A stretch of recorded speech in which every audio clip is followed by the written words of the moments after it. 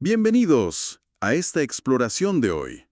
Vamos a sumergirnos en las bases de la psicología, de la conducta humana, usando algunos textos académicos, apuntes de clase también. La idea es destilar los conceptos centrales, ¿no? ¿Qué es la psicología? ¿Cómo investiga? Un poco de su historia y sus fundamentos biológicos. Todo basado en el material que revisamos. Entonces, para empezar, ¿qué es exactamente la psicología?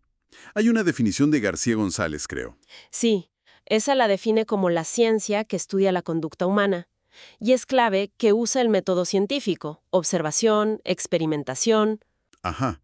Y leí otra, de Jordan, que amplía un poco más. Habla de fenómenos psíquicos, conscientes, inconscientes, y cómo se manifiestan, ¿no? En la conducta, expresiones. Exacto. Y es importante eso que mencionas, porque conducta no es solo lo que vemos por fuera, lo observable. También incluye todos esos procesos internos que no vemos directamente, pero que inferimos. Pensar, sentir, recordar. Claro. Por eso mismo, desde el inicio hubo distintas miradas. El conductismo, por ejemplo, se enfocó mucho en lo observable, quizá como reacción a lo difícil que era estudiar lo de adentro.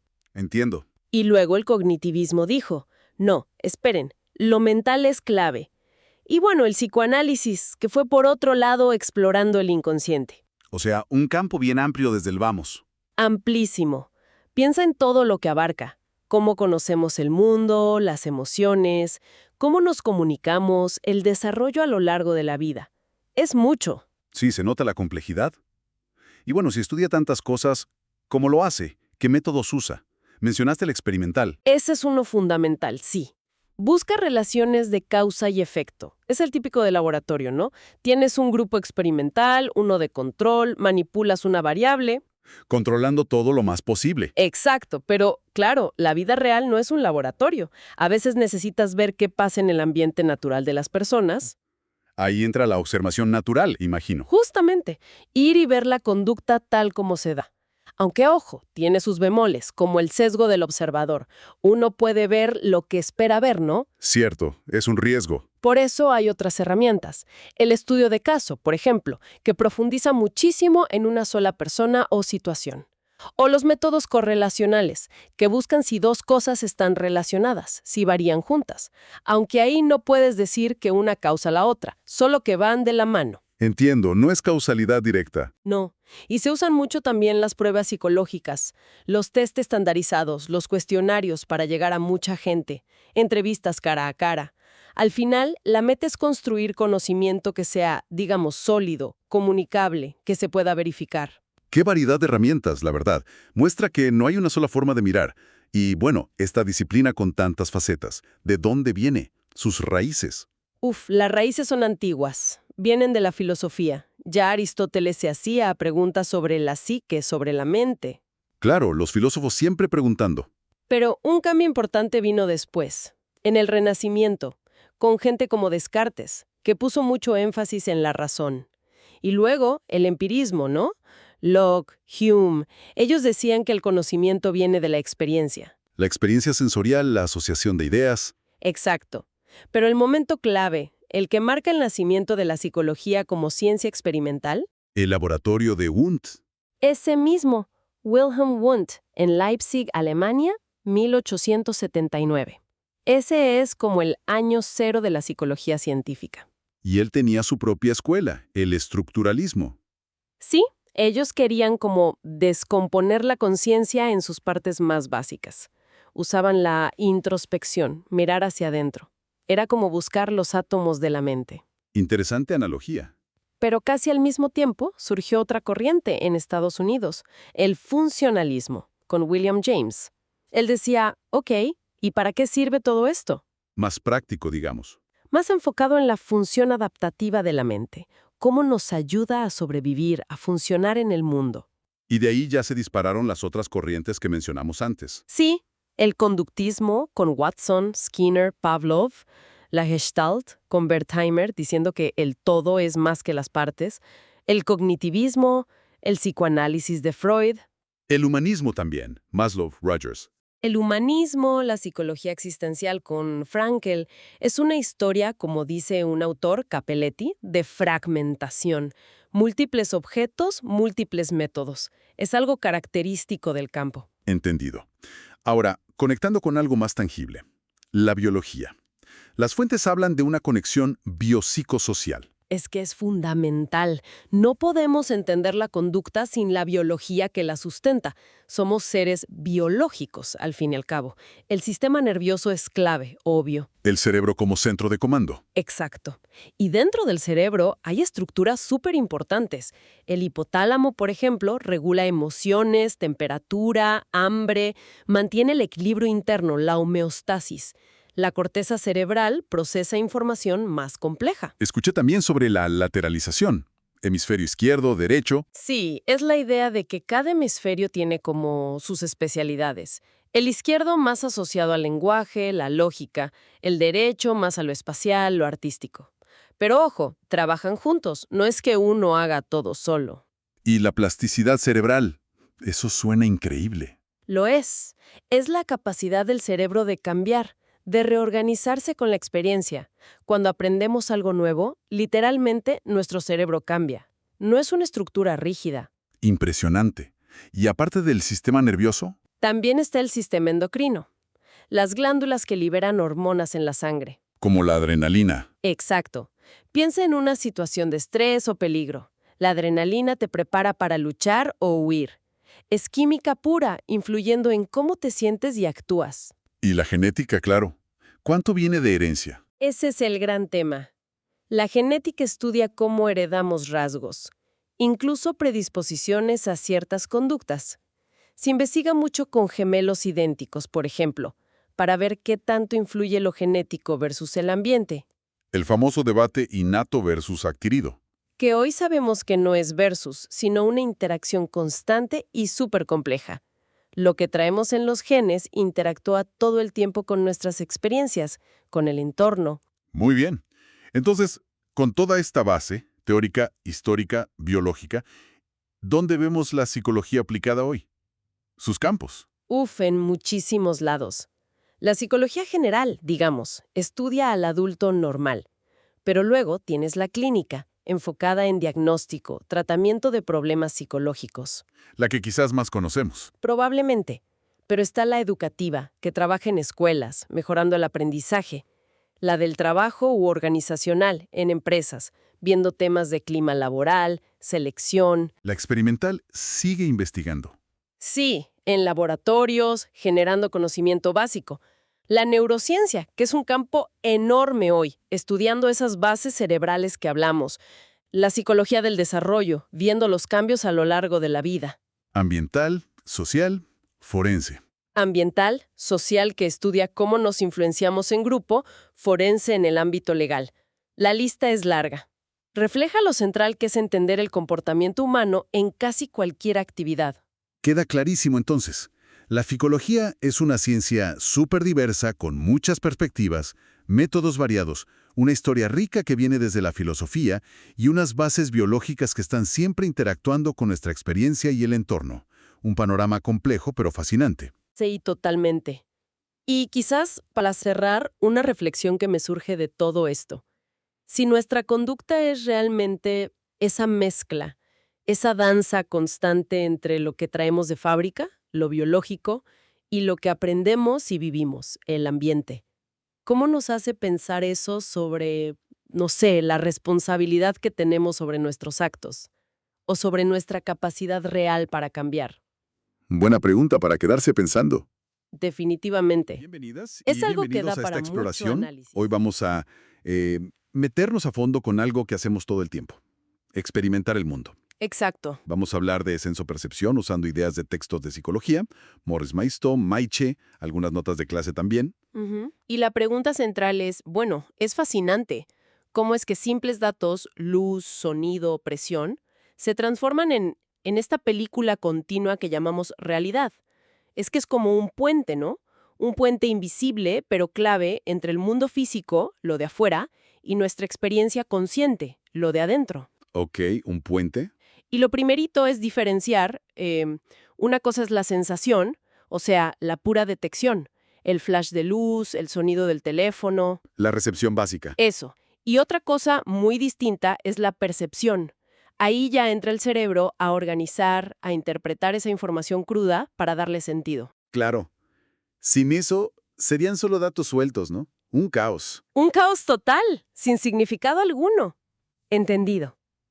Entonces, la sensación sería como la materia prima, lo que captan nuestros sentidos. Vista, oído, gusto, olfato, tacto. Ajá. Y no olvidemos esos otros que mencionan los textos, ¿eh? Los sinestésicos y vestibulares. Importantísimos. Nos dicen dónde están nuestras partes del cuerpo, cómo nos movemos, el equilibrio. Son la base entonces, para saber qué pasa afuera y también adentro nuestro. Precisamente. Y para que una sensación siquiera empiece, el estímulo tiene que tener una fuerza mínima. Si no, ni nos enteramos. Ahí entran los umbrales sensoriales, ¿verdad? Exacto. El umbral absoluto es esa cantidad mínima de energía que podemos detectar. La lucecita más tenue, el susurro más bajo. El mínimo para que algo exista para nosotros. Eso es. Y luego está el umbral diferencial. Este es el cambio más pequeño que podemos notar. Subieron un poquito la música. Le pusieron una pizca más de sal. Eso es. Y aquí hay algo que Milestone, por ejemplo, destaca mucho y me parece bueno, clave. La ley de Weber. Sí, fundamental. No es solo notar un cambio, sino cuánto cambio necesitamos. Exacto. No es una cantidad fija, es una proporción. Explica eso de que apenas notamos una vela más si ya hay muchas luces, pero una sola vela en la oscuridad parece un reflector. Claro, porque es un porcentaje constante sobre el estímulo que ya había. Es relativo. Interesante. Y además de los umbrales, nuestros sentidos son súper adaptables. Se ajustan. Ah, la adaptación sensorial. Sí. Piensa en un olor fuerte. Al principio, te golpea. Pero al rato, Pues casi ni lo notas. o los ojos en la oscuridad. Exacto. Se acostumbran. Es un ajuste constante para no saturarnos y sobre todo para poder detectar cosas nuevas o cambios. Eso nos lleva directo a la visión, que suele ser nuestro sentido estrella, ¿no? Los textos le dan bastante espacio. Sí, es dominante para muchos. La luz entra, córnea, pupila, cristalino, y ¡pum!, a la retina. Y ahí, esas células maravillosas, bastones y conos. Ujú. Los receptores. Convierten la luz en impulsos nerviosos. Bastones para la penumbra, más bien blanco y negro. Iconos para el día, para el color. Necesitan más luz. Pero claro, el resultado no es ver un mosaico de puntitos de luz y color. Vemos cosas. Para nada vemos puntos. Vemos objetos completos, coherentes, estables. Y eso es gracias a las constancias perceptuales. Ahí está la magia del cerebro, ¿no? Totalmente. Por ejemplo, la constancia de tamaño. Alguien se aleja, su imagen en tu retina se hace chiquita. Pero no pensamos que la persona encogió. La seguimos viendo del mismo tamaño. Exacto. El cerebro ajusta, interpreta, mantiene la estabilidad del objeto percibido. Increíble. Entonces, queda clarísimo. El cerebro no es una cámara pasiva. Está interpretando activamente. Todo el tiempo. Todo el tiempo. Está construyendo nuestra realidad psicológica. Y fíjate, usa como dos vías principales que explican las fuentes. Abajo arriba y arriba abajo. Esas mismas. El procesamiento de abajo a arriba parte de los datos sensoriales puros, lo que entra por los sentidos. La información cruda. Y el procesamiento de arriba a abajo es donde entran nuestras experiencias, lo que ya sabemos, nuestras expectativas, el contexto. O sea, lo que traemos nosotros a la ecuación. Exacto. Influye muchísimo en cómo interpretamos esos datos crudos. Pensemos en la diferencia entre el estímulo distal, el árbol real allá afuera, y el estímulo proximal, esa imagen chiquita e invertida del árbol en nuestra retina. ¿Qué es lo que realmente recibe el ojo? Claro. Y la percepción lo que busca es crear un percepto, una representación mental útil y estable del árbol real a partir de esa información proximal limitada. Y ahí entran las ideas de la Gestalt que mencionan las notas. Lo de figura fondo, por ejemplo. Justamente. La Gestalt puso mucho énfasis en cómo organizamos activamente la información sensorial. No la recibimos pasivamente, la estructuramos. En patrones con sentido. Exacto. Y lo más básico es separar una figura, el objeto que nos interesa, de su fondo, el entorno. Nuestro cerebro hace eso automáticamente. No vemos solo manchas de colores, vemos una taza sobre la mesa. Precisamente. Es una organización fundamental para darle sentido al mundo. Bien, entonces, si juntamos todas las piezas, la sensopercepción es un proceso súper complejo, Y activo. muy activo, muy dinámico. No somos receptores pasivos para nada. Nuestro cerebro interpreta, organiza, a veces hasta rellena huecos. Sí, completa información basándose en la biología, claro, pero también en la experiencia, en el contexto. Para construir, literalmente, nuestra experiencia del mundo. Y eso, fíjate, nos deja con una pregunta. Bueno, interesante para seguir pensando, ¿no? Algo que se desprende de todo esto. A ver, Si nuestra percepción es una construcción tan activa, y sabemos que está influenciada por factores psicológicos, piensa en cómo las creencias afectan la percepción del dolor, e incluso factores culturales. claro. Entonces, ¿qué tan objetiva es en realidad esa realidad que experimentamos? ¿O es más bien una interpretación muy personal? Aunque coincida mucho con la de los demás. Aunque coincida, sí. Es una interpretación compartida o incluso individual en ciertos aspectos. Es algo para reflexionar sobre cómo entendemos el mundo y quizás más importante, cómo nos entendemos exploración.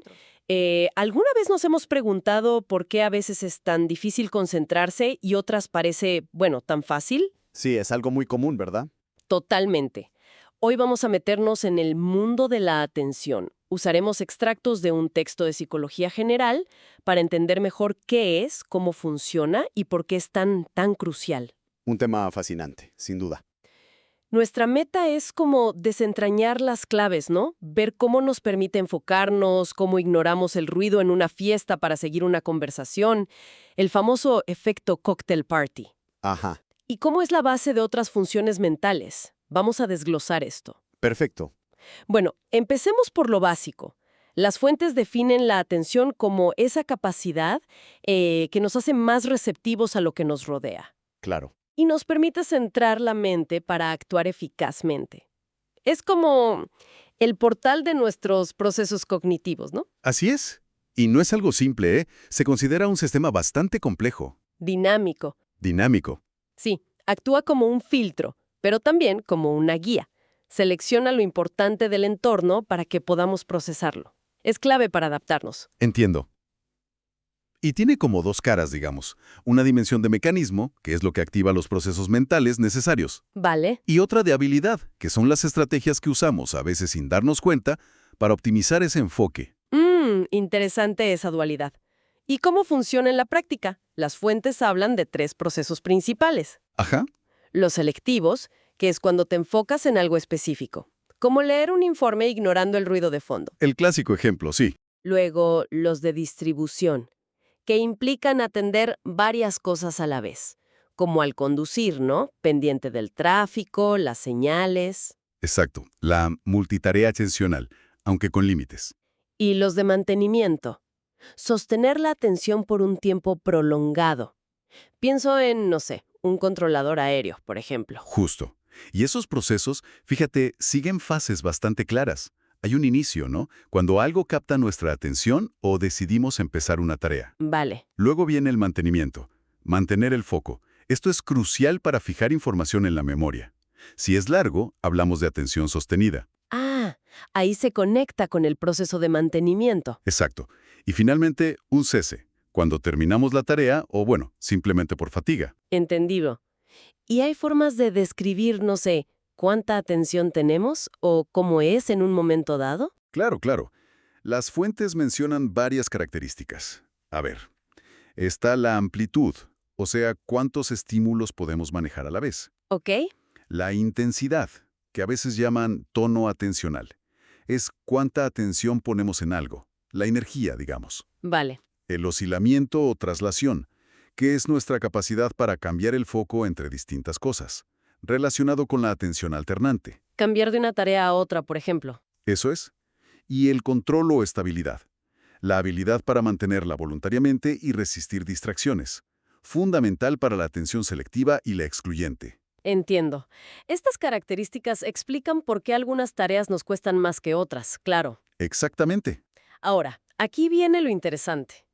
¿Qué hace que pongamos atención a unas cosas y no a otras? Bueno, ahí entran en juego dos tipos de factores. Por un lado, los externos, que vienen del estímulo en sí, ¿Cómo qué? pues su intensidad, ¿no? Un ruido fuerte llama la atención. Su tamaño si es algo nuevo o inesperado, si se mueve, el contraste con el fondo, Ajá, o incluso su carga emocional, una imagen impactante, por ejemplo. claro. ¿Y los otros factores? Mencionaste dos tipos. Sí, los factores internos. Esos dependen de nosotros. ¿Cómo cuáles serían esos? Pues nuestro nivel de activación fisiológica, el arousal. Básicamente, qué tan alerta o energizado está nuestro sistema nervioso. También nuestros intereses y expectativas. Es más fácil atender a lo que nos motiva o lo que esperamos encontrar, ¿verdad? Lógico. Y luego, estados pasajeros. El cansancio, el estrés, el ruido ambiental o el efecto de sustancias. El alcohol, por ejemplo, la disminuye bastante. Entendido. Y no olvidemos los distractores. Pueden ser externos, como una notificación del móvil. Uf. Sí, un clásico. O internos. Sentir hambre, tener preocupaciones dando vueltas. Vale. Y ligado a esto, se distingue entre atención endógena. Endógena. Sí, la voluntaria, la que dirigimos con un propósito, como cuando decides estudiar. Ok. Y la exógena, que es automática, involuntaria, como cuando un movimiento brusco te hace girar la cabeza sin querer. Ah, ya veo la diferencia. A menudo usamos atención y concentración como si fueran lo mismo. ¿Lo son según estas fuentes? No exactamente. La concentración es, digamos, una forma específica y más intensa de atención. ¿Más intensa? Sí, es la habilidad de inhibir activamente lo irrelevante para focalizarse muy profundamente en lo relevante y mantener ese foco. O sea, requieren más esfuerzo. Claro, está muy ligada a la atención voluntaria y a nuestros motivos e intereses. Es crucial para que la información realmente se procese y pase a la memoria a largo plazo. Importante eso. Y es interesante lo que apuntan las fuentes sobre esto, fíjate. Una mayor concentración puede generar como un círculo virtuoso. Ah, ¿sí? Sí, aumenta la autoestima, la motivación, y eso a su vez facilita mantener la concentración. También mencionan el concepto de las 3 zonas de percepción de Pearls. Perils. Sí, como un marco útil. La zona externa, el mundo, la intermedia, pensamientos, y la interna, sensaciones. Para entender dónde estamos poniendo el foco. Qué interesante. Entonces, hemos visto que la atención es selectiva, se puede sostener, dividir entre tareas, atención dividida, alternar. ¿Hay algo más sobre cómo se relaciona con otras capacidades mentales? Fundamental.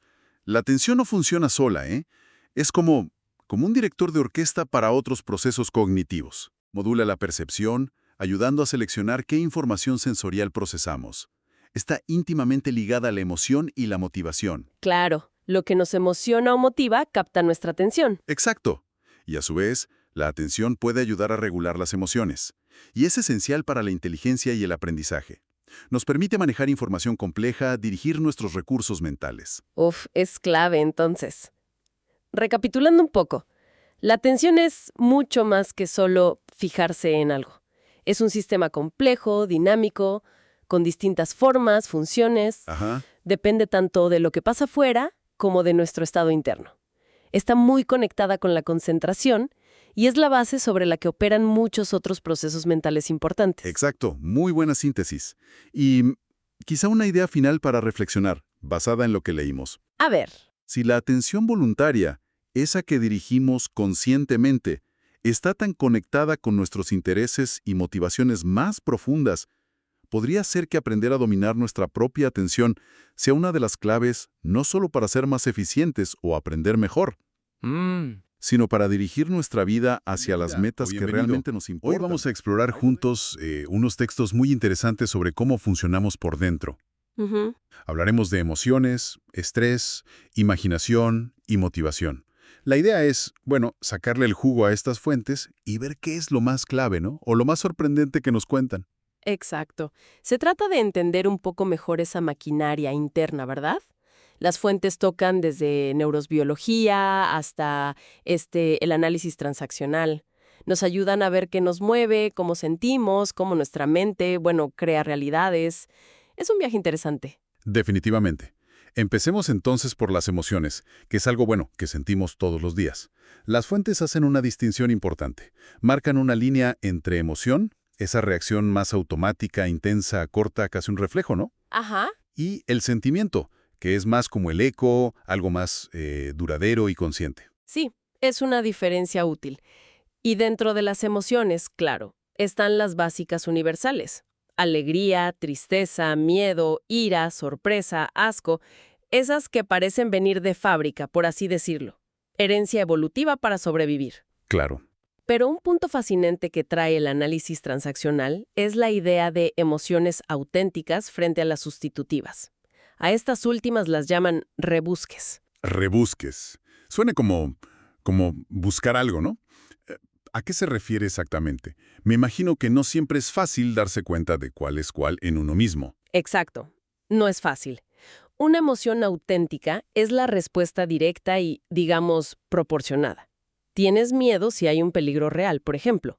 La sustitutiva, o rebusque, es una que aprendimos a poner en su lugar, muchas veces por mensajes culturales o familiares, ¿sabes? Entiendo. El análisis transaccional usa rebusque porque es como si, al no permitirte sentir la emoción genuina, digamos tristeza, buscaras otra que sí esté permitida o te sea más familiar, como la rabia. Ah, ¿como una máscara emocional casi inconsciente? Justo eso. Es como llevar una máscara emocional sin darte cuenta. Reconocer esto es, bueno, fundamental para el bienestar emocional. Entiendo. Cambiar una emoción por otra que se supone que debemos sentir. Y hablando de respuestas del cuerpo, eso conecta con el estrés, ¿no? Otra reacción fundamental. Directamente. Se define como la respuesta a una exigencia, y casi siempre pensamos en luchar o huir. Pero fíjate, Kertész, una de las fuentes, añade una tercera opción, la inmovilidad. ¿Inmovilidad? Sí, ese quedarse paralizado, como un ciervo ante los faros, buscando pasar desapercibido. Ahora, lo crucial con el estrés, y quizás lo más sorprendente, es que no es inherentemente malo. Ah, no. Siempre se habla mal del estrés. Claro, pero necesitamos una dosis, el eustrés. Es el estrés bueno, el que nos activa, nos motiva, es ese empujoncito que nos ayuda a rendir. El problema es el distrés, cuando la exigencia es demasiada o muy prolongada. Ahí sí, nos agota y afecta la calidad de vida. Entonces, la clave no es eliminarlo, sino manejar ese equilibrio para que no nos desborde. ¿Y cómo se maneja? Mencionan algo llamado hexágono vital. Sí, el hexágono vital es básicamente un modelo para recordar que nuestro bienestar depende de varios frentes. No es una sola cosa. Hay que cuidar la dieta, el ejercicio físico, buscar momentos de relajación, las relaciones sociales, el descanso. Es un enfoque integral, ¿entiendes? Para mantener a raya el distrés. Claro, cuidar el conjunto. Tiene sentido. Ahora, si salimos de las reacciones más físicas y entramos al mundo mental, ahí está la imaginación, que no es solo soñar despierto, ¿verdad? Sino esa capacidad increíble de crear imágenes, de jugar con ideas internamente. ¿Qué es la diferencia de la percepción según los textos? Bueno, la diferencia clave está en el estímulo. La percepción necesita algo ahora, afuera, que capten nuestros sentidos. Ver una silla, oír un ruido. Ok, algo presente. Exacto. La imaginación, en cambio, trabaja desde adentro. No necesita que el objeto esté presente. Puedes imaginar esa silla mañana, o puedes imaginar una silla voladora, ¿no? Damasio explica que el cerebro crea mapas mentales. Son como patrones neuronales que son la base de estas imágenes. No son fotos estáticas, son construcciones activas de nuestra mente. Mapas mentales. Me gusta esa idea. Y esa habilidad de mapear internamente es la base de tantas cosas. La creatividad para inventar algo nuevo, por ejemplo. Totalmente. O la capacidad de resolver problemas pensando en escenarios posibles. Incluso la empatía, al poder imaginar cómo se siente otra persona. Justamente. Es fundamental para planificar el futuro y para conectar con los demás. Y esa capacidad de visualizar lo que queremos, bueno, eso nos lleva al último punto, ¿no? La motivación. Exacto. ¿Qué nos empuja a conseguir esas metas que visualizamos? La motivación. El motor que nos pone en marcha. Las fuentes la describen como algo que no vemos directamente, ¿verdad? Es como un constructo, un concepto que usamos para explicar qué nos da energía y dirección para actuar. Es eso, la chispa y el rumbo. Se habla de motivos primarios, los básicos para sobrevivir, como el hambre o la sed. Los innatos. Eso es, y luego están los secundarios que aprendemos en sociedad. El deseo de lograr algo, de pertenecer a un grupo, de tener influencia. Aquí el cerebro es protagonista. Hay áreas y químicos específicos como la dopamina, que se activa no solo al conseguir la meta, sino con la simple anticipación de la recompensa. Eso nos mantiene enganchados, por así decirlo. Es increíble cómo todo se conecta al final. Las emociones nos pueden dar energía para actuar, o sea, motivarnos. Claro. La imaginación nos deja ver hacia dónde queremos ir. Y el estrés, si lo manejamos bien, puede ser el impulso inicial. Definitivamente, es un tejido complejo. Todo está interconectado. Quizás para quien nos escucha, una reflexión interesante sería esta. A ver, ¿Con qué frecuencia nos permitimos sentir y expresar esas emociones auténticas, sin reemplazarlas por rebusques aprendidos? ¿Somos conscientes de eso? Y también, más allá del hambre o la sed, ¿qué motores secundarios mueven realmente nuestras acciones cada día? ¿El logro, la afiliación, el poder? buenas preguntas. Sí. Hacerse estas preguntas puede abrir puertas a un mayor autoconocimiento, ¿no crees? Sin duda, Hola a un todos. excelente punto para Hoy nos cerrar metemos nuestra de lleno en exploración un de hoy. tema. Fascinante. La imaginación. Tenemos textos de Damasio, Cold, Kerman, Vygotsky, perspectivas bien distintas, desde las neuronas hasta la psicología. La idea es tratar de entender qué es imaginar, ¿no? ¿Y por qué es tan clave? Exacto. Vamos a explorar un poco cómo el cerebro, cómo crea esas representaciones internas. Y la diferencia, que es crucial, entre ver algo e imaginarlo. Y los tipos de imágenes mentales que todos usamos a veces sin darnos cuenta. Perfecto. Para empezar, lo más básico. ¿Cómo definen la imaginación estos autores? Damasio, por ejemplo. Damasio la describe como esa capacidad de representarnos cosas mentalmente.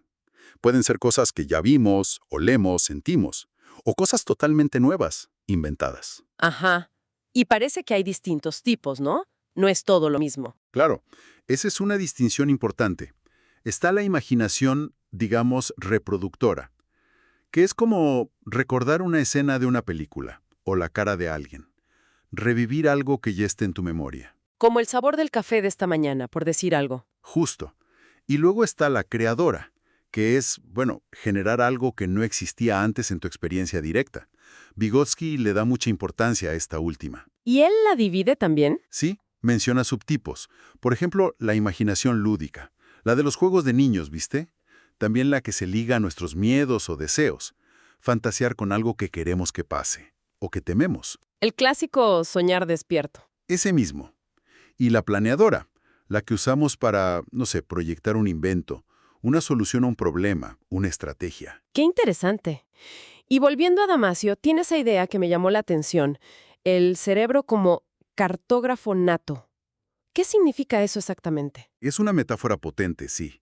Quiere decir que la habilidad fundamental del cerebro es crear mapas neuronales, patrones de actividad neuronal que representan todo, lo que vemos, oímos, tocamos, pero también lo que recordamos o inventamos. O sea, el cerebro está constantemente dibujando. Algo así. Y lo clave es que no son copias pasivas, no son fotos, son construcciones activas. El cerebro interpreta, selecciona, arma esos mapas. Son la materia prima de las imágenes mentales y por lo tanto de la mente. Y son dinámicos, dices, cambian todo el tiempo. Exacto, se redibujan constantemente, con cada nueva experiencia, cada recuerdo. Entonces, si son construcciones, nuestra percepción del mundo, lo que vemos y oímos ahora mismo, tampoco es una copia directa, ya es un mapa. Precisamente. La percepción, en todos los sentidos, ya es el resultado de esa capacidad de mapeo. Y la mente no solo recibe esas imágenes mapa, sino que las edita, las organiza, les da sentido, como un director de cine que elige qué mostrar y cómo. Fascinante. ¿Y sabemos dónde pasa esto? ¿En qué partes del cerebro? ¿Kolb menciona algunas áreas? Sí, Kolb conecta las imágenes mentales, sobre todo las de movimiento. Imagínate haciendo un deporte, por ejemplo. Las conecta con la corteza motora, la premotora. Lo cual tiene lógica, ¿no? Imaginar moverte activa zonas de movimiento. Claro. Y también con el área de Broca, que está más ligada al lenguaje. Además, Kolb diferencia entre imaginación interna, que es como sentirte haciendo la acción desde adentro, en primera persona, Ajá, y la externa, que es verte a ti mismo o a otros desde afuera, como si fueras un espectador. entendido. Cambiando un poquito el foco, Kerman introduce el término imaginería. ¿Qué es y por qué es relevante quizás en terapia? Exacto. La imaginería es, digamos, una metodología que usa la imaginación con fines terapéuticos. Un punto central para Kerman es marcar bien la diferencia entre percibir e imaginar. Que a veces se confunden. Sí. Percibir necesita un estímulo externo, ¿verdad? Algo que esté allá afuera. Es ahora, en el presente. Y, en teoría, otros pueden percibir lo mismo. De acuerdo. Imaginar, en cambio, es interno. No necesita que el objeto esté presente. Es totalmente subjetivo, personal, y puede ser sobre el pasado, el futuro, lo irreal. Entiendo. Las imágenes mentales vienen de la percepción, pero son nuestras, más subjetivas. Exacto. Derivan de la percepción, pero son menos nítidas, más personales, cargadas de nuestro propio significado. Kerman también las clasifica por su calidad sensorial, si son vívidas o no, etc. Muy claro. Y nos queda Vygotsky, que siempre aporta esa mirada desde el desarrollo, la cultura. ¿Qué suma él a todo esto? Vygotsky pone mucho énfasis en algo que parece contradictorio. La imaginación, por más loca que parezca, siempre se basa en la realidad. Su frase famosa es, a mayor experiencia, mayor imaginación. No sale de la nada. Necesita material para trabajar, digamos. Justamente. Y no solo de nuestra experiencia directa, sino también de la de otros, de lo que aprendemos socialmente, culturalmente. También la conecta fuerte con las emociones. Habla de la ley de la doble expresión de los sentimientos. ¿Cómo es eso? Que una emoción puede disparar una imagen mental, y esa imagen, a su vez, puede alimentar o cambiar la emoción original. Es un ida y vuelta. Interesante. Y algo muy potente que dice es que lo imaginado puede cristalizarse, volverse algo real, algo nuevo en el mundo. Como un invento, una obra de arte. Exacto. O una solución a un problema. Por eso él ve el juego infantil como algo tan fundamental. Es el gran taller de la imaginación, donde los niños practican esto de crear y transformar la realidad. Bueno, queda clarísimo que la imaginación es, mucho más compleja de lo que uno piensa. Es neurobiología, es representación mental, es diferente a percibir. Es una herramienta para crear, para manejar emociones, para desarrollarnos. Y siempre, como decía Vygotsky, anclada de alguna forma en nuestra experiencia del mundo. Totalmente. Quizás una pregunta para que nos quede picando es, bueno, si sabemos que estos mapas mentales se construyen y reconstruyen con lo que vivimos, ¿cómo podríamos usar nuestra imaginación de forma más consciente? Quizás para aprender distinto o para buscar soluciones más, no sé, más novedosas a los problemas de siempre. Una excelente pregunta para cerrar. Nos metemos de lleno en un tema fascinante, la motivación. Tenemos acá apuntes, textos de Chollis, Abascal, Reeve, gente que ha estudiado a fondo qué nos impulsa. La idea es explorar juntos qué es realmente la motivación para la psicología, cómo opera y, bueno, qué pasa en el cerebro. Exacto. Y lo primero, que es clave, es que la motivación no es algo que podamos señalar y decir, ahí está, ¿viste? Es lo que llaman un constructo hipotético. O sea, no la vemos. Solo podemos inferir que existe por lo que hacemos, por la conducta. Claro. Y mencionan dos ejes principales para entenderla, ¿no? Sí, dos dimensiones. La dirección, o sea, si te acercas a algo o lo evitas, Ajá. y la intensidad. ¿Cuánta energía, cuánto esfuerzo le pones? Es complejo, hay muchos factores. Sí, se nota. Y hay una fórmula que aparece bastante. Motivación igual a necesidad por incentivo. Esa multiplicación es interesante. ¿Podemos desglosar un poco eso? Dale. A ver, la necesidad es ese estado interno, ¿no? Puede ser biológico, como el hambre, o más cognitivo o emocional. Es lo que te empuje desde adentro, digamos. Ok, el motor interno. Eso. Y el incentivo es la meta, lo de afuera. lo que querés alcanzar o evitar. Pero ojo, no es solo que existan, Ah, no. ¿no? Porque influye muchísimo el valor que vos le das a ese incentivo y qué tan probable ves que lo puedas conseguir. Ah, claro. O sea, si necesito algo, pero creo que es imposible conseguirlo. Exacto. O si no me parece que valga tanto la pena el esfuerzo, la motivación se va al piso. Por eso es multiplicación. Si uno de los dos es cero o muy bajo, Entendido. Perfecto.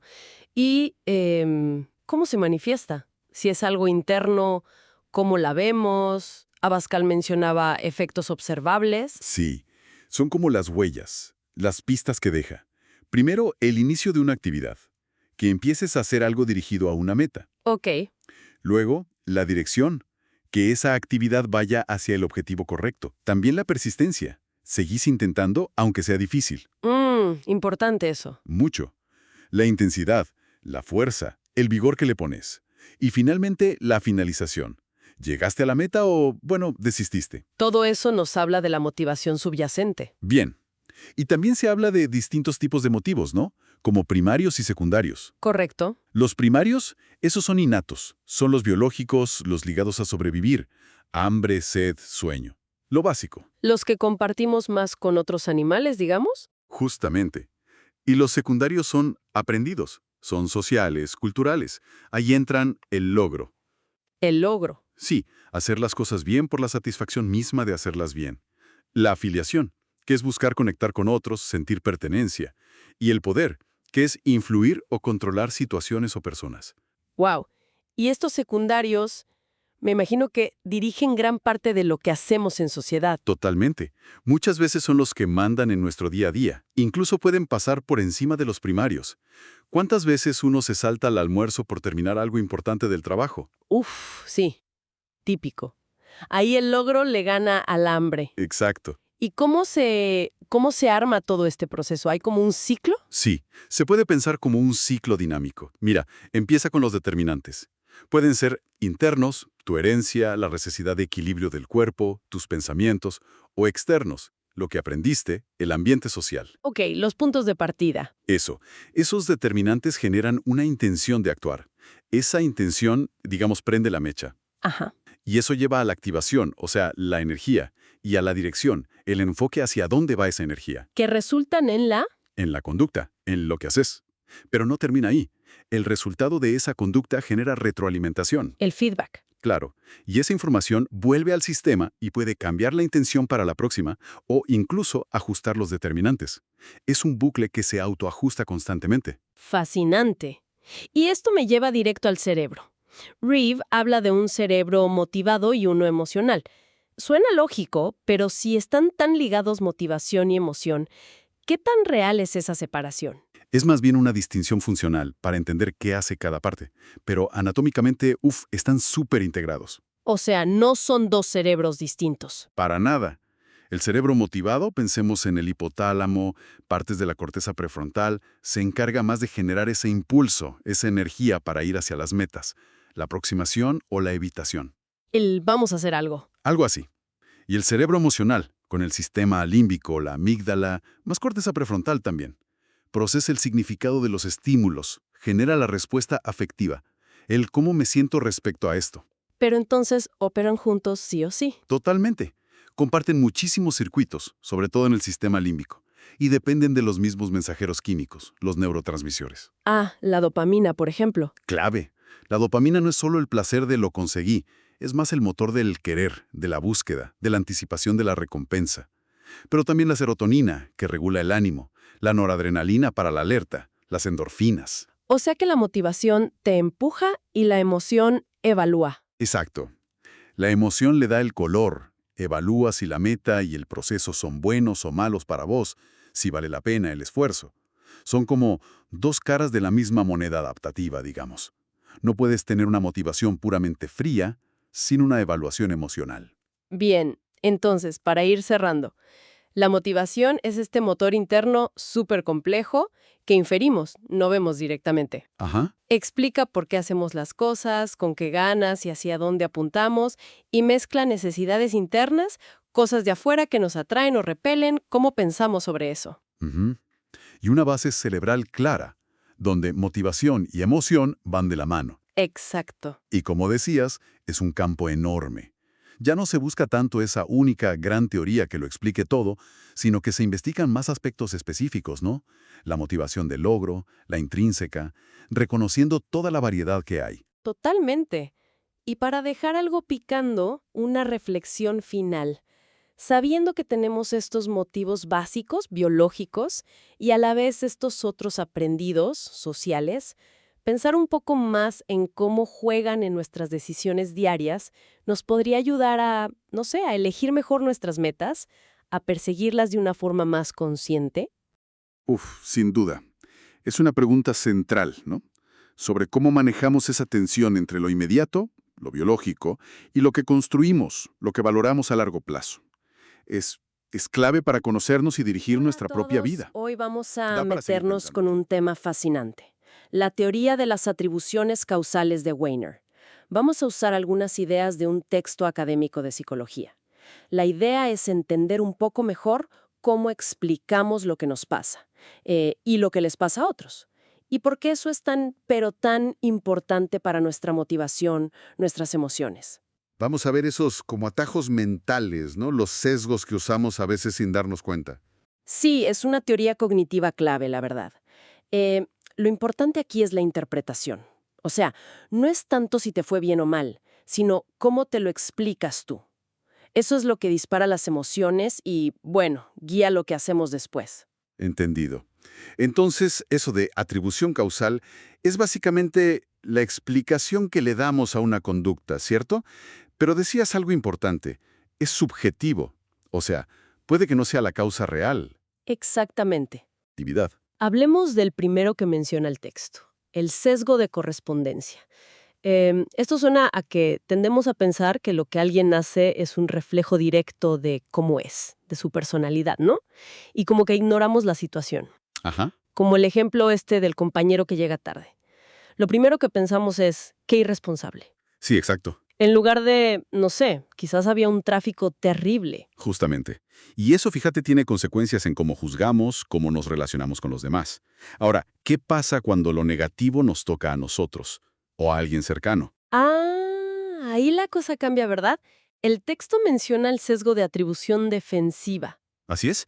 Es como que, bueno, tendemos a culpar a factores externos por nuestros problemas. Tuve mala suerte, el contexto no ayudó, pero si le pasa a otro, Ahí sí buscamos la causa en la persona. ahí sí, señalamos causas internas. Y fíjate qué curioso, la gravedad del asunto importa. Si es algo grave, tendemos a decir que es por la disposición del otro, algo interno y estable. Si es leve, quizá más a la situación, algo externo. Como el ejemplo de la moto, ¿no? Si otro se accidenta, Iba distraído, es imprudente. Algo interno. pero si nos pasa a nosotros, La carretera estaba malísima, el clima, el otro conductor, algo externo. Es una forma de protegernos, digamos. suena casi a un mecanismo de defensa del ego, ¿no? Pero, a ver, ¿y cuando las cosas salen bien? ¿También tenemos una forma especial de explicarlo? Claro que sí. Y ese es el famosísimo sesgo de autobeneficio, o de autocomplacencia también se le llama. Es de los más estudiados, ¿eh? ¿En qué consiste? Pues básicamente nos echamos las flores a nosotros mismos por los éxitos, atribuimos a causas internas. Aprobé porque soy lista y estudié mucho. Ah, claro, mérito propio. Interno. Controlable a veces, estable si creemos que siempre somos así de capaces. Pero los fracasos, los fracasos son otra historia. Ahí sí buscamos afuera. Ahí la culpa es externa. Reprobé porque el examen era imposible, el profesor me tiene manía. La causa es externa, incontrolable. Qué conveniente. Y al revés cuando juzgamos a otros, ¿no? Su éxito es suerte, el examen estaba fácil. Exacto. Externo. Y su fracaso es porque no estudió, no es capaz, interno. Es una manera muy efectiva de mantener la autoestima alta, la verdad. Pero ojo, tiene su lado B. ¿Cómo cuál? Algo interesante es que buscamos causas con más, digamos, intensidad cuando pasa algo inesperado. Por ejemplo, El típico estudiante que siempre saca buenas notas y de repente reprueba. Ahí sí que nos preguntamos, ¿qué pasó? Queremos entender por qué se rompió la expectativa. entiendo. Entonces, el proceso que describe Weiner es, primero, el resultado, éxito o fracaso. Luego, una reacción emocional inicial, como alegría o tristeza. Ajá, algo básico. Y después nos ponemos a buscar la causa, la atribución. Y es esa atribución, esa explicación que encontramos, la que de verdad genera la emoción más específica y lo que pensamos hacer después. Correcto. Y para analizar esas causas que la gente identifica, Weiner propone 3 dimensiones. Son como ejes para clasificar la causa percibida. A ver, Primero, la estabilidad. ¿Esa causa es algo estable en el tiempo o es algo puntual, inestable?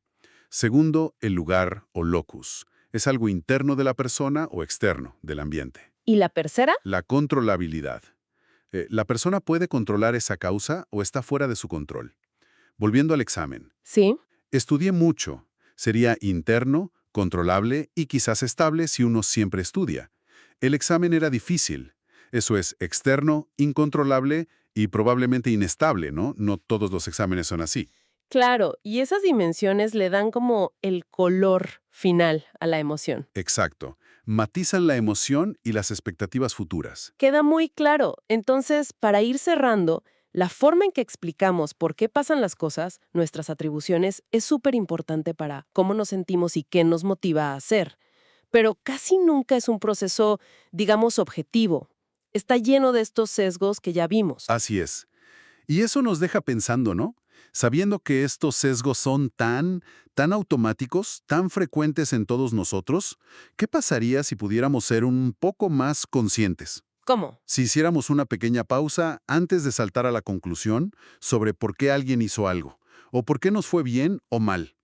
¿Cambiaría algo en nuestras relaciones, en cómo nos vemos? ¿Seríamos quizá más empáticos o aprenderíamos mejor de las Bienvenidas y situaciones? bienvenidos. Es algo para Hoy reflexionar. nos metemos de lleno en algunos conceptos súper interesantes de la psicología general. La idea es tomar textos introductorios y, bueno, sacarles el jugo, ¿no? Queremos entender un poco mejor cómo procesamos el mundo, dónde ponemos el foco mental y por qué sentimos lo que sentimos. A ver qué sale. Exacto. Son procesos que quizá damos por sentados, pero definen todo. Hablamos de percepción, atención y emoción. Son como los pilares de nuestra experiencia diaria. Vamos a ver cómo se conectan y qué nos dicen de cómo funciona nuestra mente. Perfecto. Empecemos, si te parece, por la percepción. Entiendo que no es solamente ver u oír, ¿verdad? Es más bien cómo interpretamos eso. Hay una idea de la Gestalt que siempre me ha parecido fascinante. Eso de que el todo es más que la suma de las partes. Justamente. El ejemplo de la figura y el fondo lo deja clarísimo. O sea, la mente está trabajando, organizando todo el tiempo. Es que ahí está la clave. Hay que diferenciar bien. Una cosa es la sensación, la pura captación del estímulo. La luz que entra al ojo, el sonido, Lo básico, digamos. eso. Y otra cosa muy distinta es la percepción, que ya es organizar esa información cruda y darle un significado. Ahí es donde construimos nuestra realidad, por así decirlo. Claro. Y ojo que este proceso de construcción, aunque es súper eficiente la mayor parte del tiempo, pues no es perfecto. Las ilusiones visuales son el mejor ejemplo. Como el espejismo en la carretera, ese tipo de cosas. Ese mismo. O cómo interpretamos una imagen ambigua según lo que esperamos ver. A veces nuestra percepción nos juega una mala pasada. Entiendo.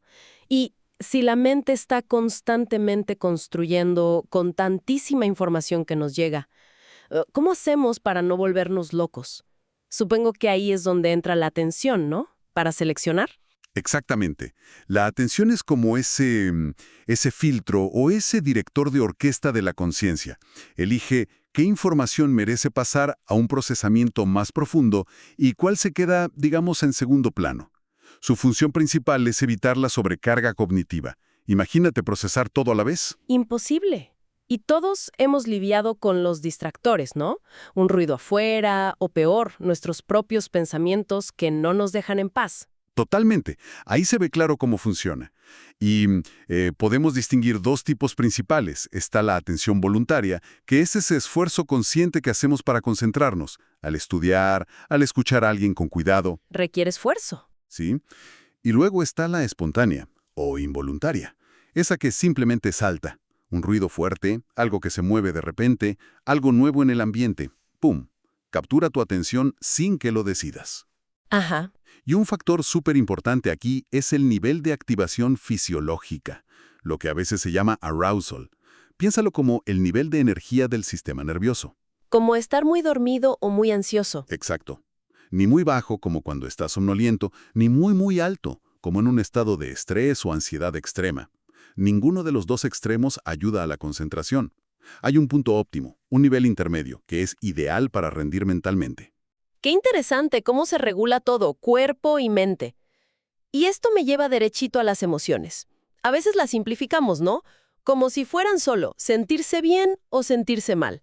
Pero son respuestas mucho más complejas, entiendo. Implican pensamientos, reacciones físicas. Sin duda alguna. Paul Ekman, por ejemplo, identificó emociones básicas como el miedo, la ira, la alegría, que parecen universales, hasta las caras que ponemos. Es que las emociones son eso, respuestas completas, multifacéticas.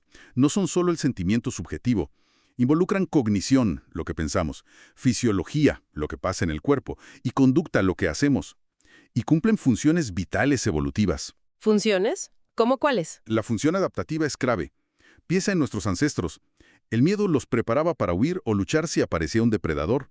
Les salvaba la vida. Claro, tiene todo el sentido evolutivo. La ira nos puede movilizar para poner límites o superar un obstáculo. El asco nos protege de comer algo en mal estado. Son mecanismos de supervivencia muy básicos. Entiendo. ¿Y cómo maneja el cerebro estas respuestas tan potentes? Bueno, ahí entra en juego principalmente el sistema límbico. Es un conjunto de estructuras cerebrales. Y dentro de ese sistema, la amígdala es una protagonista. Es como un banco de memoria emocional. Una memoria emocional. Sí, evalúa rapidísimo si la información que llega es relevante emocionalmente, especialmente si es una amenaza o una oportunidad. Compara lo nuevo con experiencias pasadas. Y lo hace muy rápido. A veces antes de que seamos conscientes de qué está pasando. Wow, o sea, reacciona antes de que pensemos. En muchos casos sí.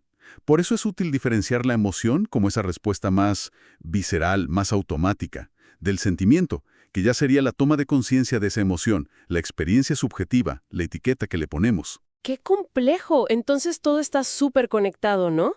Lo que percibimos puede atraer nuestra atención. Exacto. Y eso, a su vez, puede disparar una emoción. Y la emoción también puede cambiar cómo percibimos o a qué atendemos. Es un ciclo constante. Un ciclo dinámico que modela nuestra experiencia a cada instante. Así es. Fascinante. Y esto nos deja pensando, ¿no? Si muchos de estos procesos, ¿cómo interpretamos lo que vemos? ¿Qué captura nuestra atención? La primera reacción emocional, ocurren de forma bastante automática. ¿Cuánto control consciente tenemos realmente? Buena pregunta. Y más aún, ¿podríamos quizás entrenar nuestra atención o aprender a reinterpretar lo que percibimos para influir de manera más deliberada en cómo nos sentimos? Es una reflexión importante que surge de entender estos mecanismos. Hoy vamos a meternos en un tema, fascinante. ¿Qué nos mueve realmente? Vamos a usar extractos de Motivación y Emoción de John Marshall Reed. La idea es ver cómo evolucionó esto de entender nuestros impulsos, ¿no? Desde la filosofía hasta, la neurociencia de hoy. Exactamente. Vamos a ver esas que llamaron grandes teorías, ¿viste? Las que querían explicar toda la motivación con una sola idea. Y cómo cayeron y pasamos a enfoques más específicos y, claro, al papel clave del cerebro. Vamos a desgranar un poco las ideas de Reed. Perfecto. A ver, empecemos por el principio, las raíces filosóficas. Descartes, ¿no? Con eso del dualismo, cuerpo y mente separados. Ajá. Él distinguía entre las necesidades del cuerpo como impulsos, algo más bien pasivo, y la voluntad, que venía de la mente, la parte activa, racional. Y esa fue como la primera gran teoría, la de la voluntad. Sí, se podría decir que sí. La primera gran teoría, se pensaba que si lográbamos entender la voluntad, o sea, cómo elegimos, cuánto nos esforzamos, cómo resistimos, pues ya estaba, entenderíamos la motivación. Suena lógico, pero... Pero claro, el problema fue que la voluntad resultó ser algo súper difícil de definir. Y de medir, ni hablar. Era casi un concepto fantasma, muy abstracto. Entiendo. Muy filosófico, quizás. Entonces, la psicología buscó algo más concreto. En la biología, tal vez. Justo, se fueron hacia el instinto. William James lo popularizó mucho. influenciado por Darwin, claro. La idea era más simple. Hay estímulos que, ¡pum!, disparan conductas que ya traemos de fábrica, heredadas. ¿Viste? Como un reflejo, pero más complejo. Como un gato persiguiendo un ratón, algo así. Exacto. McDougall incluso fue más allá. Los veía como fuerzas casi irracionales que nos empujan hacia ciertas metas. Pero me suena que esa teoría tampoco duró para siempre, ¿verdad? ¿Qué pasó ahí? Cayó por su propio peso, digamos. Por un lado, la lista de instintos humanos empezó a crecer y crecer. Era interminable. Cualquiera proponía uno nuevo. Ah, claro. Y lo peor era la lógica circular.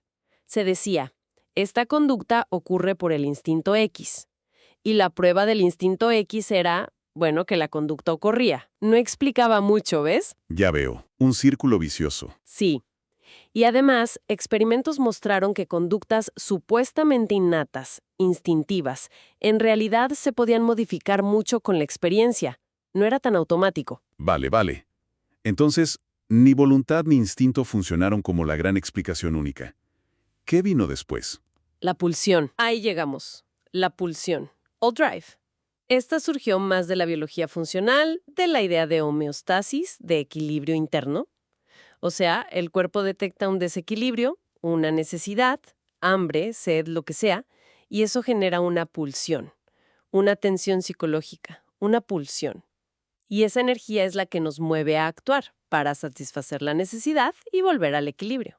Freud habló de esto, ¿no? Y Hall también. Sí, Freud, desde el psicoanálisis, y Clark Hall intentó, hacerlo súper científico, casi matemático. Hull propuso una fórmula y todo, ¿te imaginas? Para predecir la fuerza de la conducta.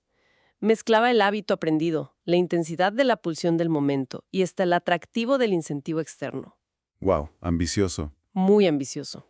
Era la idea de pulsión que te empuja, una señal que te guía, una respuesta que das y una recompensa que reduce la pulsión.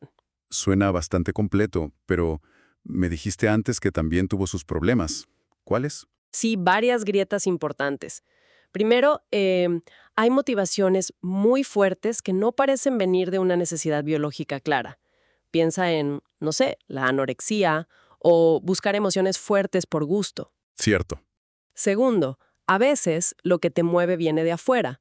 Ves tu bebida favorita y te dan ganas aunque no tuvieras sed. El incentivo externo podía motivar por sí mismo. Ajá. Y mencionaste algo del aprendizaje. Que se podía aprender sin reducir la pulsión. Exacto. Y eso fue como un golpe fuerte a la teoría. El ejemplo clásico, las ratitas que aprenden a hacer cosas para conseguir sacarina. Que es dulce, pero no alimenta. Eso. Les encanta, las motiva, pero no reduce ninguna pulsión de hambre real. Demostró que la motivación y el aprendizaje podían ocurrir por otras vías, no solo por calmar una necesidad biológica. Entiendo. Entonces, ahí es cuando se abandona la idea de encontrar la gran teoría única. Precisamente, se acabó esa era y empezaron a surgir lo que Reeves llama mini teorías, mucho más enfocadas. Investigadores estudiando, por ejemplo, solo la motivación del logro, otros la curiosidad, otros qué pasa cuando sentimos que tenemos el control o cuando experimentamos flujo, temas más específicos. Y junto con esto, cambió un poco la visión de la persona, ¿no? Ya no tan pasiva. Totalmente. Se empezó a ver a las personas como seres inherentemente activos. O sea, no estamos esperando quietos a que una pulsión nos active. Exploramos, buscamos crecer, somos curiosos por naturaleza. Y la cognición, las ideas, las metas. Claro, la revolución cognitiva fue clave. Puso el foco en cómo pensamos, nuestras metas, nuestras expectativas sobre si podemos lograr algo, cómo explicamos nuestros éxitos y fracasos. Todo eso influye enormemente en la motivación. Y todo esto, al final, nos lleva directo al cerebro, que ya no es solo para pensar, sino que es como el centro de mando de todo esto, ¿no?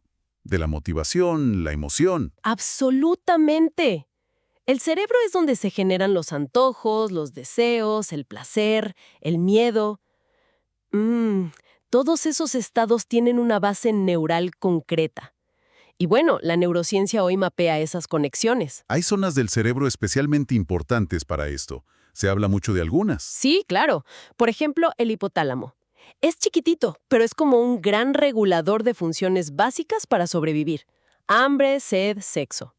Controla el sistema nervioso autónomo, las hormonas. ¿Y la amígdala? Esa es la del miedo. La amígdala es clave, sí, pero no solo para el miedo. Funciona como un detector de relevancia emocional. Evalúa muy rápido si algo en el ambiente es una amenaza o si es una oportunidad, una posible recompensa. Y dispara respuestas emocionales. Miedo, sí, pero también interés, enojo, ansiedad.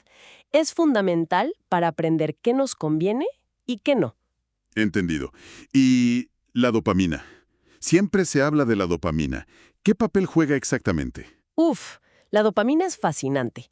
Sí, su liberación se asocia con sentirnos bien, con el placer, pero lo más interesante, es que se libera sobre todo antes de obtener la recompensa, cuando la anticipamos. Ah, o sea, no es tanto el placer de tener algo, sino la expectativa, las ganas de conseguirlo. Exacto. Es más el motor de la búsqueda. La dopamina nos enseña qué señales del ambiente predicen algo bueno y nos da la energía, activa las conductas para ir a por ello. Es como el vínculo químico entre la motivación, el querer algo, y la acción para obtenerlo. De hecho, fíjate qué interesante. Se distingue a nivel cerebral entre el querer, ese deseo, esa búsqueda, más ligado a la dopamina, y Entonces, para ir cerrando este recorrido, hemos pasado de buscar una única llave maestra para la motivación, la voluntad, el instinto o la pulsión, a entender que es algo mucho más complejo. Es como una red, ¿no? Donde interactúan nuestras necesidades, lo que pensamos, lo que sentimos, lo que pasa afuera. exacto. Todo eso interactuando y siendo, en última instancia, orquestado por el cerebro. Y esto nos deja con una reflexión final, ¿no? Pensando en estos textos. Si gran parte de lo que nos impulsa, nuestros antojos, nuestros estados de ánimo, viene de procesos cerebrales bastante automáticos, respuestas de la amígdala, picos de dopamina ante ciertas señales, ¿cuánto control consciente tenemos realmente sobre lo que elegimos o lo que nos atrae día a día? Es una pregunta, bueno, para seguir pensando, ¿no? Definitivamente. Bienvenidos. Algo en que Hoy profundizar. nos metemos con unos textos súper interesantes sobre cómo experimentamos el mundo, ¿no? Cómo percibimos, cómo ponemos atención, cómo recordamos. Tenemos material de desarrollo cognitivo y también algo de neurociencia. Exacto. Y la idea, pues, es desentrañar un poco esos mecanismos. O sea, cómo hace el cerebro para pasar de una simple sensación, digamos, a una interpretación compleja. Y cómo va cambiando eso desde que somos chicos. Vamos a ver que nuestra experiencia es mucho más activa de lo que uno cree. Suena muy bien. Bueno, entonces arranquemos por algo que mencionan varios textos y que es clave. La diferencia entre sentir y percibir, que no son lo mismo, aunque a veces los usemos así. Fundamental, sí. La sensación es como el primer registro, ¿viste? La entrada de datos puros, como sentir, no sé, un dolor de panza. Ajá. La percepción ya es la interpretación. Es darle un sentido. Ah, este dolor es porque estoy nervioso. Es el cerebro procesando esa señal cruda y diciendo, esto significa tal cosa. Ah, claro. Es como oír un ruido fuerte. Eso es la sensación. Y la percepción es reconocer, ah, se cayó un libro. Exactamente. Ese paso de ruido a libro que se cayó es la percepción. Entendido. Y bueno, si ya está entrando toda esa información sensorial, ¿cómo hacemos para enfocarnos? Los textos hablan de la atención como algo complejo, con varias partes y que cambia un montón con la edad. Totalmente. No es solo prender o apagar un interruptor. Es seleccionar, ignorar distracciones, mantener el foco. Y sí, la maduración es central. Lo que revisamos indica que antes de los 5 años más o menos, la atención es como muy reactiva. Te llama lo más brillante, lo nuevo, Lo que más resalta, digamos. eso. Y después, entre los 5 y 7, se vuelve más estratégica, más controlada desde adentro. Y mejora bastante hasta los 12 más o menos. Qué interesante. Y mencionan algo sobre lo difícil que es diagnosticar déficits de atención antes de los 5, ¿no? Justo por eso, por la variabilidad y la influencia del contexto. Hasta hablan del tipo de apego. Así es. No profundizan muchísimo, pero sugieren que un apego seguro, bueno, podría ayudar, porque te da como una base firme para explorar el mundo y quizás eso facilita aprender a enfocar la atención. Es un lindo ejemplo de cómo se mezclan biología y experiencia desde chiquitos. Fascinante cómo se va puliendo esa habilidad. Y pasa algo parecido con la memoria, porque los textos también dicen que no es una sola cosa, sino que hay como tipos, implícita y explícita. Correcto. Y la memoria implícita es increíble porque funciona sin que nos demos cuenta. Son las habilidades como andar en bici, ¿viste? O reacciones emocionales aprendidas, hábitos. Es el saber cómo. Claro, lo usas todo el tiempo sin pensar, ahora voy a recordar cómo andar de bici. Exacto. Y está ahí funcionando casi desde que nacemos. Y la explícita entonces sería la que asociamos más con recordar. Hechos, datos, eso sería la semántica, o eventos que vivimos, la episódica o autobiográfica. Precisamente. Y esta depende más de partes del cerebro, como el hipocampo, que tardan más en madurar. Y eso, fíjate, conecta con lo que llaman amnesia infantil. Ah, claro, la dificultad para recordar cosas de los primeros 2 o 3 años. Eso mismo. No es que no hubiera experiencias o aprendizajes, sino que el sistema para recuperarlos conscientemente, bueno, todavía no estaba a punto. Tiene toda la lógica. Y esto nos lleva a otro punto fuerte de los materiales, que percibir no es como sacar una foto, sino más bien construir algo. Que lo que llega a los sentidos es distinto del objeto real y de lo que terminamos percibiendo. Sí, sí, para nada es una foto. Los textos de neurociencia lo explican bien. La imagen en la retina, por ejemplo, está al revés. Es plana, en 2D, y solo se ve nítida en un puntito chiquito en el centro. Wow, nada que ver con cómo vemos el mundo, ¿no?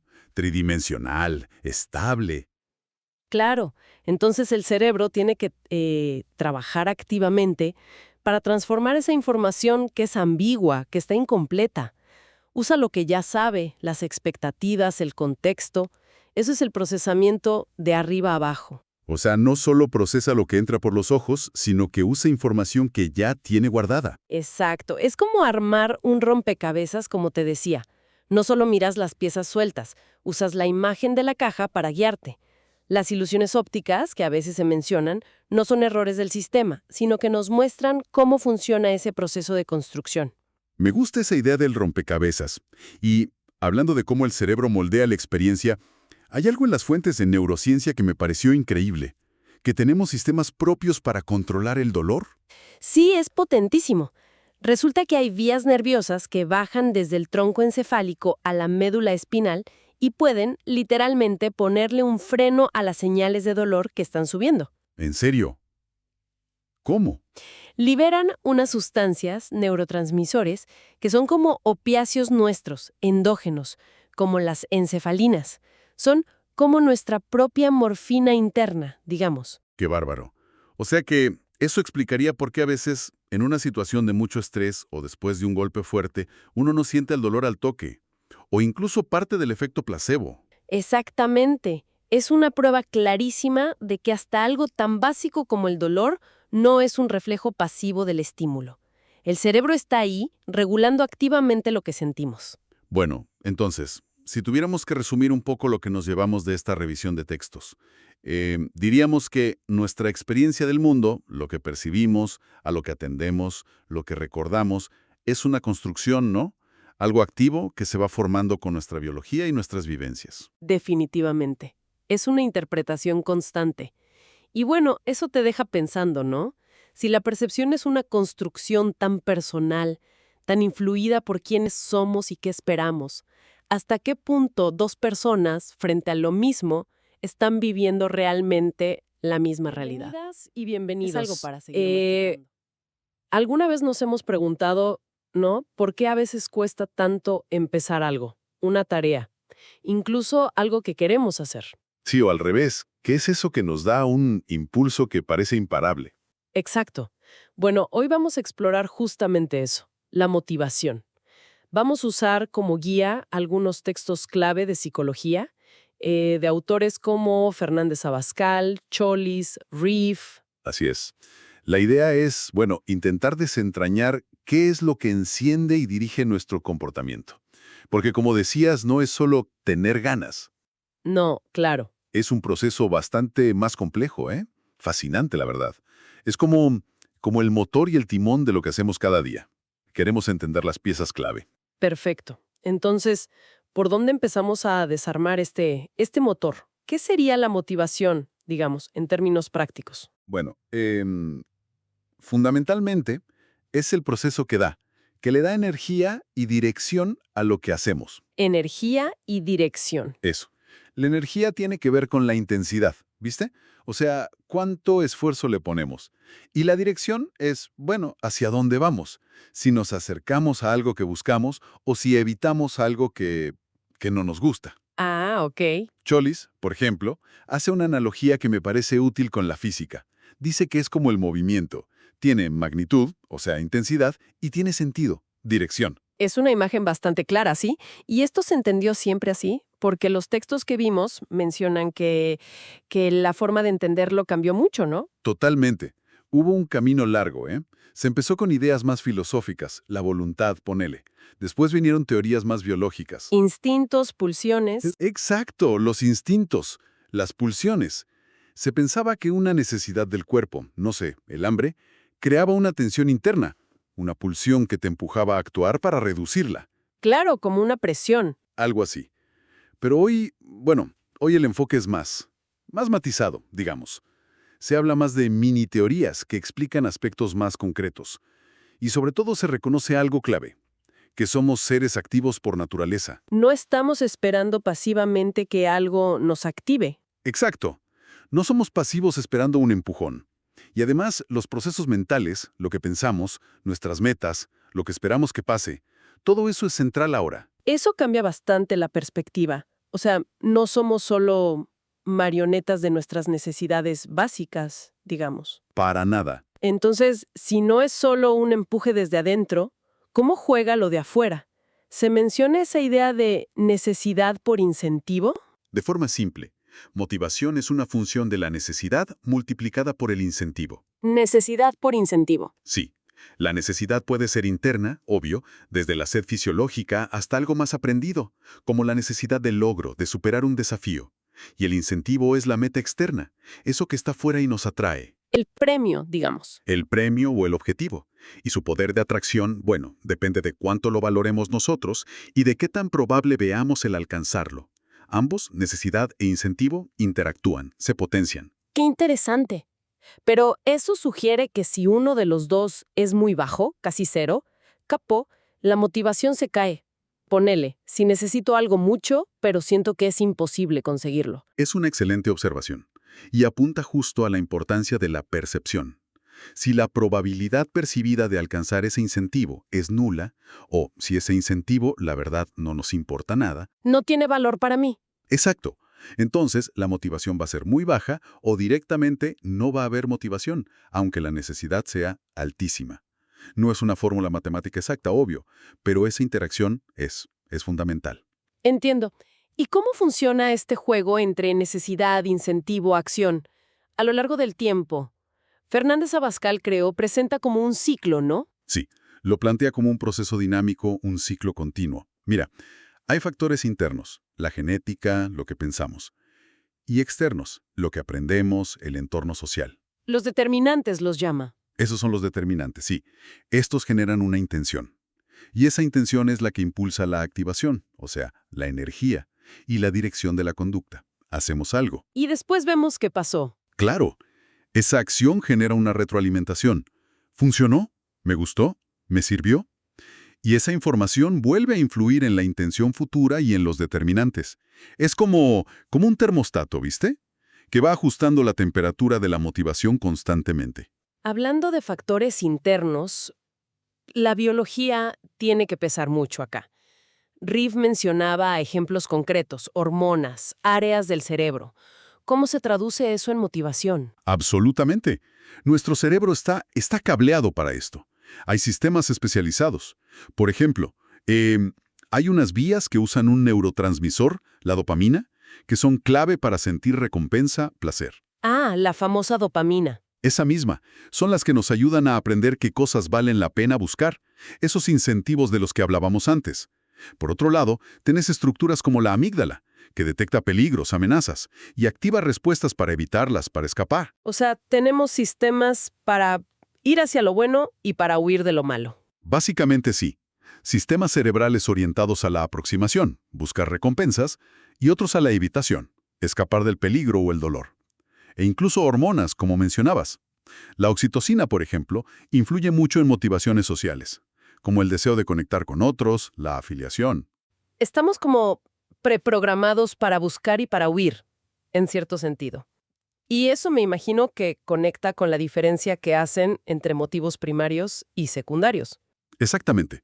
Los primarios son los más básicos, ¿no? Son innatos, están ligados directamente a la biología, a la supervivencia. Hambre, sed. Hambre, sed, curiosidad incluso, el sueño, el refugio, cosas que compartimos con muchos animales. Y los secundarios son los que aprendemos socialmente. Estos varían mucho más entre culturas, entre personas. Como el logro, el poder. Claro, el logro, buscar el éxito, superar desafíos, el poder, influir en los demás, y la afiliación, establecer y mantener relaciones sociales. Maslow en su momento intentó ponerlos en una jerarquía, ¿te acordás? La pirámide, sí. La pirámide. Sugería que primero hay que cubrir las necesidades más básicas, fisiológicas, de seguridad, antes de poder aspirar a las demás arriba, como la autoestima o la autorrealización. Hoy se ve como algo un poco más flexible y dinámico que una pirámide estricta, pero la idea básica sigue siendo útil. Queda clarísimo que es una mezcla súper compleja de biología, lo que aprendemos, lo que pensamos, el entorno. Son muchísimos hilos moviéndonos y muchos sin que nos demos cuenta, ¿no? Exacto, totalmente. Y quizás ahí queda una reflexión interesante para quienes nos escuchan, ¿no? Sabiendo que gran parte de lo que nos motiva opera, bueno, bajo el radar de la conciencia. Sí. ¿Qué pequeño experimento personal podríamos hacer, cada uno, para intentar traer un poco a la luz cuáles son esas fuerzas que realmente están dirigiendo nuestras elecciones y nuestros esfuerzos de cada día? Quizás observar qué nos energiza y qué nos drena. Bienvenida o sin bienvenido. juzgar, Hoy vamos solo a observar. meternos de lleno en un tema fascinante, la imaginería y la imaginación. Muchas veces uno piensa que imaginar es, no sé, pura fantasía. No. Exacto. Pero las fuentes que estuvimos revisando, que vienen de la psicología, las neurociencias, sugieren algo mucho más, digamos, profundo. A ver. Vamos a explorar justamente eso. Cómo la imaginación no es solo un escape. Es una función cognitiva clave, muy ligada a nuestra experiencia, a nuestra realidad. Veremos qué es exactamente la imaginería, en qué se diferencia de percibir algo real, y bueno, qué pasa en nuestro cerebro cuando hacemos esto. Ok, me gusta. Vamos a desempacar esto, ver sus orígenes, las bases teóricas y esa conexión sorprendente que tiene con la creatividad, incluso con la terapia. Para arrancar, ¿qué es exactamente una imagen mental según estas fuentes? Porque, claro, no es lo mismo que ver algo que está ahí, ¿cierto? Correcto, no es lo mismo. Una fuente la define como, una representación interna. Una experiencia que se siente casi sensorial, como si vieras o oyeras algo, pero ocurre sin el estímulo real. O sea, es como ver, oír, sentir algo. Pero tú sabes que no está físicamente presente. Entiendo. La percepción, en cambio, sí o sí necesita ese estímulo externo. Y se vive como algo afuera de la mente. Qué buena distinción. Y entonces, la imaginería sería como la técnica, la habilidad para usar esas imágenes mentales, o una secuencia de ellas. Precisamente. Es esa capacidad de generarlas, de manipularlas. Y ojo, hay muchísimos tipos de imágenes. ¿Ah, sí? ¿Cómo cuáles? Las fuentes las clasifican de varias maneras. Por modalidad sensorial, visuales, auditivas, táctiles. También por su parecido con la realidad. Están las idéticas, que son casi fotográficas, súper vívidas. Otras son más como recuerdos, más difusas. Las llaman mnémicas. Y claro, las puramente imaginarias, inventadas. ¡Wow! Incluso varían por su videz o si ocurren despierto durmiendo, en trance. Es un mundo. Increíble la variedad. Aquí es donde se pone bueno, me parece. Porque Vygotsky, en otro texto que revisamos, hace una diferencia importante, ¿no? Ajá. Entre la actividad que reproduce, o sea, la memoria, y la actividad creadora, la que combina cosas, la imaginación. Exacto. Ese es un punto crucial de Vygotsky. Él distingue entre la actividad reproductora, que es básicamente recordar, traer algo del pasado tal cual, y la actividad creadora o combinadora. Esa es la imaginación. Y dice algo fuerte, ¿no? Que es la base de toda la cultura humana, no solo cosa de genios. Totalmente. Y aquí viene algo clave que él señala. La imaginación no crea de la nada. Nunca. ¿Cómo que no? Su primera conexión con la realidad, y es fundamental, es que siempre se construye con elementos que tomamos de experiencias pasadas. O sea, mientras más rica, más variada es tu experiencia de vida, Claro. más material, más ladrillos tiene tu imaginación para construir cosas nuevas. Como dice Vygotsky, la imaginación siempre está estructurada por los materiales que brinda la realidad. Eso me resuena mucho con lo que dicen las neurociencias. Hay una fuente, creo que Kolb, que menciona unos estudios... Sí, los de imaginería motora. Esos. Que imaginar movimientos, como los de esquiadores, por ejemplo, activa áreas del cerebro muy parecidas a las que se usan cuando hacen el movimiento de verdad. Fascinante, ¿verdad? Es como si para ciertas redes neuronales, la diferencia entre imaginar vívidamente una acción y realizarla no fuera tan tajante. Es increíble, el cerebro como que no distingue tan claramente en ese nivel. Exacto. Y volviendo a las funciones de las imágenes mentales, más allá de representar, cumplen otras tareas importantes. ¿Cómo cuáles? Bueno, tienen una función simbólica potentísima. El clásico, una imagen dice más que 1000 palabras, ¿no? Ajá, claro. También nos ayudan a conectar con emociones o a sentir cierta gratificación sustituta. Y son cruciales, pero cruciales, en la creatividad y en cómo resolvemos problemas. Ahí entra el ejemplo famoso de Kekulé, ¿no? Que soñó con la serpiente que se muerde la cola y así descubrió la estructura del benceno. Ese mismo. Un ejemplo perfecto de la función creativa en acción. Un insight que llega a través de una imagen. Ujú. Y Vygotsky también tiene algo que decir sobre cómo se desarrolla la imaginación. Él plantea algo interesante. A ver. No es necesariamente que los niños tengan más imaginación que los adultos. Quizás la diferencia es que la controlan menos con la razón. Es más libre, por así decirlo. Ah, mira tú. Y que hay una etapa clave, en la adolescencia, donde esa imaginación más subjetiva, más fantástica, empieza a dar paso a una imaginación más objetiva, más conectada con el pensamiento lógico, más dirigida a metas. Entiendo. O sea, no es que se pierda imaginación al crecer, sino que se transforma, se integra de otra manera. Exacto, madura junto con el resto del pensamiento. Bueno, si juntamos todo esto, ¿qué nos dice? ¿Cuál sería la idea central? Pues que la imaginación es mucho más que soñar despierto o fantasear. Es una herramienta cognitiva fundamental. Está anclada en nuestra biología, en nuestras experiencias vividas. Y es esencial para aprender, para sentir, para crear, para innovar, incluso para sanar. Lo de sanar es interesante, por las técnicas terapéuticas basadas en imaginería que también se mencionan. Exactamente. Muestra su poder práctico. Queda clarísimo entonces que se nutre de la experiencia y, como decía Vygotsky, también del entorno que nos rodea. Así es. Y por eso mismo, como cualquier capacidad, necesita ser cultivada.